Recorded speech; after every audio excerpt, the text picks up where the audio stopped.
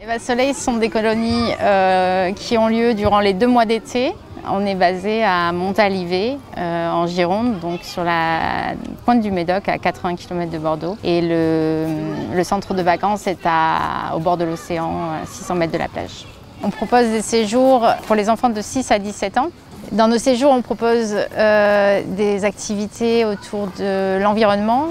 Sur le papier, ça peut sembler comme une colo ordinaire, mais à Eva Soleil, on a plein de singularités qui font que c'est un séjour très particulier. C'est une colo qu'on a créée pour permettre aux jeunes de construire leurs vacances. Pour moi, Eva Soleil, c'est une colonie de vacances qui est un peu différente des autres parce qu'on a le choix de nos activités. Et en fait, le premier soir où on arrive ici, donc on fait une sorte de veillée spéciale où on nous donne des feuilles, où on peut écrire les idées d'activités qu'on aimerait faire pendant la semaine. Et donc ensuite, soit on s'inscrit et on a juste à participer à la veillée, soit on l'organise et là il y a plus de travail pour que ça puisse plaire à tout le monde et que l'activité soit intéressante pour tout le monde. Quand on est chez nous ou au lycée ou quoi que ce soit, les choses elles sont déjà organisées, on n'a vraiment rien à faire. Alors que là, le fait d'organiser les choses, en fait, c'est plus gratifiant quand ça fait plaisir aux gens et même de le faire soi-même après et d'y participer. Les assemblées, c'est tous les jours, tous les gens d'un certain groupe d'âge se réunissent à 13h30, donc après le repas. Et donc on a une feuille où il y a écrit les ordres du jour afin de parler des points importants que chacun aura pu écrire s'il a quelque chose dont il veut parler. Ça peut être un point négatif comme juste quelque chose à revoir. En fait, on a l'impression de vraiment être tous écoutés. Et même si les animateurs ils ont un point de vue, ils peuvent écouter le nôtre, le prendre en considération pour changer les choses, pour que tout le monde puisse se sentir à l'aise et d'égo à égo. Ici, les jeunes ils viennent d'un peu partout, de toutes classes sociales, de toutes cultures, de toutes origines.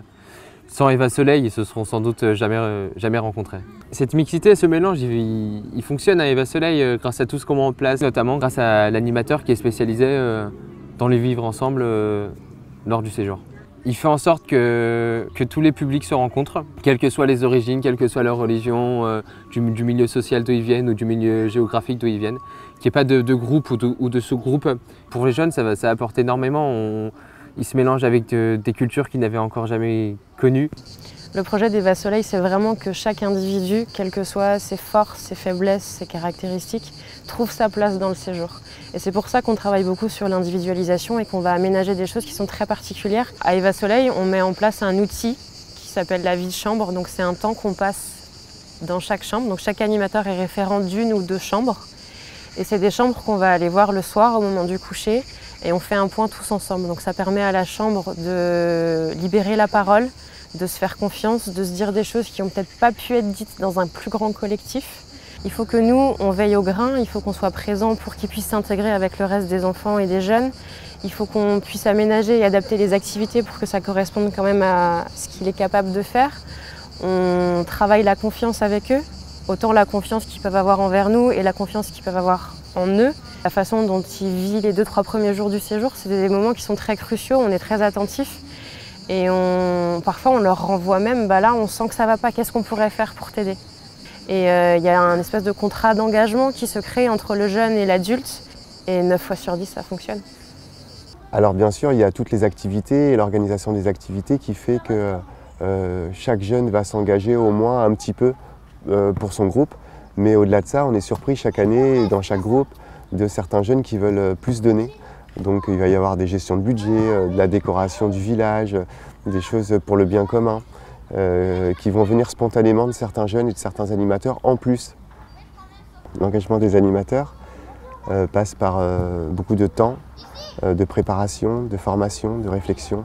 Ces formes d'engagement, on ne s'y attendait absolument pas et on ne s'y attend toujours pas. À chaque fois, c'est des vraies surprises et on découvre avec étonnement que des personnes en fait, sont attachées à ce projet. Et il y a toutes sortes de personnes, y compris des pédagogues, qui viennent nous aider, qui viennent ici sur le séjour et participer à nos réflexions pour le faire grandir. J'ai hâte de découvrir les prochains animateurs, les prochains jeunes qui s'engageront aussi et nous aideront à faire grandir ce projet.